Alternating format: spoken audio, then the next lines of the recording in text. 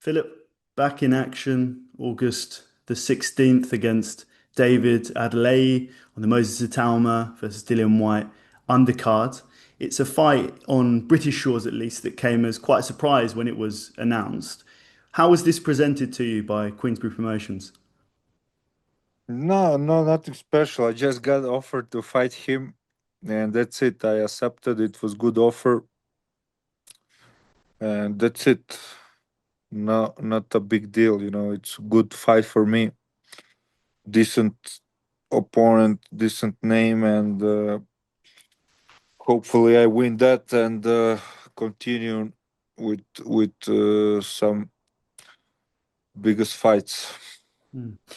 What is the motivation behind this fight? Obviously, David Adeleye, he's just come off a controversial British title fight. He's on the fringes of world level. You're very much up there in the top 10. Why take this fight at this point in your career? Why not? I mean, it's a good fight. It's a good fight to stay busy to get a win, hopefully. And he's a good opponent, good name. Like I said, I got a good offer, and it's a good fight. Why not? And I'm like, I like the fact that I'm in ring. Uh, Soon after that, I don't waiting much after a Joyce fight. That I'm just couple of months later, and that's good for me. It's good to be active, and yeah, everything is good about this fight. Hmm. But this wasn't the only name that was offered to you. I understand Martin Bakoli was also thrown into the mix. Why did that fight not come off? Yeah, Martin Bacola was first guy that was offered, and he said no. I said yes, and that fight didn't happen. And then they offered this guy a delay, and he accepted, I accepted, and that's it. Hmm. What do you make of David? A big puncher, quite a raw talent. Have you studied him much on film? What do you make of him as a fighter? Yeah, decent puncher. He don't throw many punches. He's not so aggressive. He's just like counter puncher and solid speed and power. But we'll see. I think he was never in a ring with someone like me, and I think I'm better. I'm on different level, but I expect a good fight, and I'm ready for everything, and I'm trained hard for this. Mm. I mean, I don't want to make excuses for you. You can speak to yourself, but you've had a bit of an ordeal throughout your professional career. Of course, there was the death of your father before the Zhang fight. You fell ill, or you say you fell ill before the Daniel Dubois fight. And then, of course, your Joe Joyce fight most recently was taken on short notice. Do you feel like we haven't seen the best version of Filip Hrgovic yet in the paid ranks?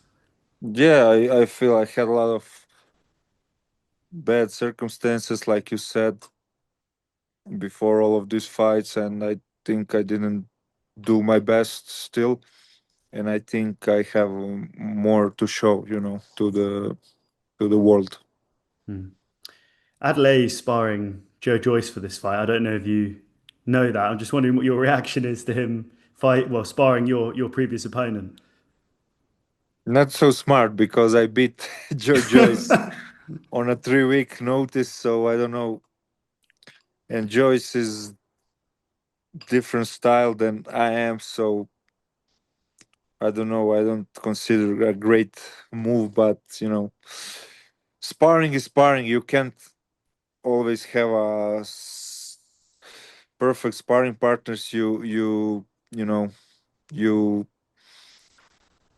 deal with that how you can, and who's available, and always some struggles with sparring, but I don't think so Joe Joyce will help him a lot.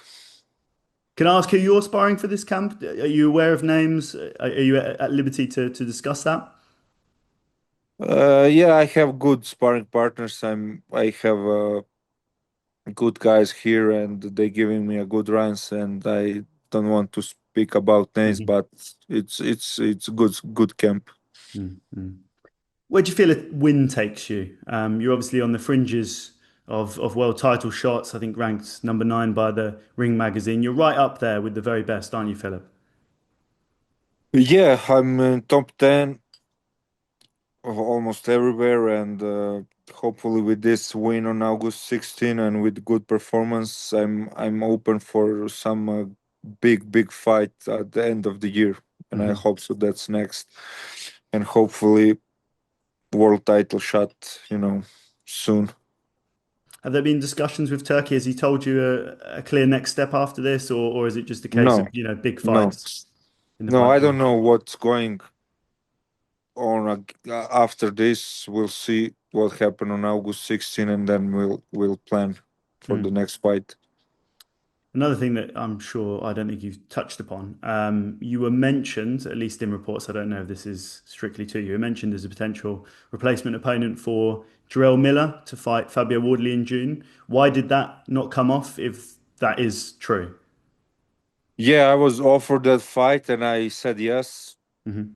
to that fight, but on the end, it didn't happen. I don't know. I said yes, and then they find out this guy Justice Hooney, and I don't know. Probably was cheaper, or I don't know what,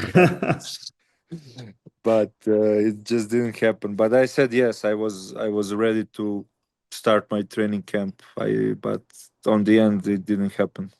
You feel like you're emerging as a bit of a boogeyman in the division. I mean, Martin Bakoli, the former boogeyman of the division, has obviously not wanted to fight you for whatever reason. I don't know. I don't know. That just didn't happen. And boxing is a strange business sometimes, and a lot of things happening behind, and you never know what's going on. Before we close this off, I want to talk about previous opponents, previous sparring partners. You've obviously sparred the likes of David Hay, Deontay Wilder, very much in your youth. Obviously, been in there with Daniel Dubois as well. Who is the hardest puncher that you have faced in sparring or under the bright lights? Hmm. Hardest puncher. Hmm. I don't know. I don't know. I Not don't know.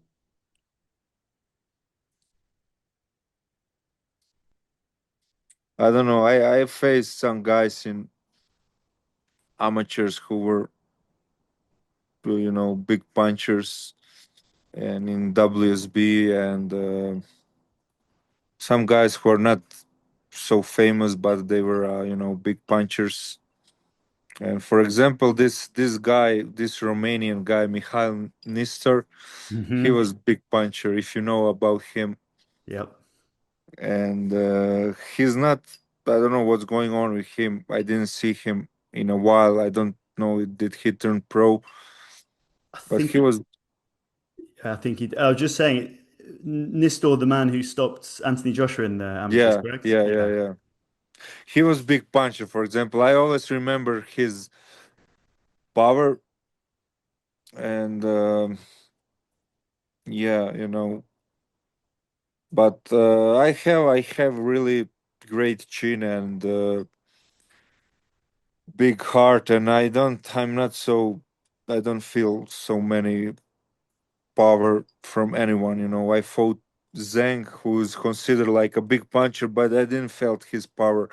I didn't felt any special power from Daniel Dubois, or you know. So I don't feel any special power for anyone. Clearly made of titanium. Yeah. Just finally from me, visualization is a part of every single camp. You'll be thinking about this fight over and over again when you put in the hard rounds in the gym. When you close your eyes and you think about this fight with David Adeleye on August the 16th, what do you say? I don't know, man. We'll see on August 16th. I'm Appreciate ready for anything, and I'm prepared very well. And I'm ready for anything. If he start fast, if he move forward, if he move backwards, so I'll adjust. I'll adjust in when I step into the ring. Appreciate it. Thank you. Cheers, buddy. Thank you, man. Bye. On AM, on DAB, via the talkSPORT app and on your smart speaker.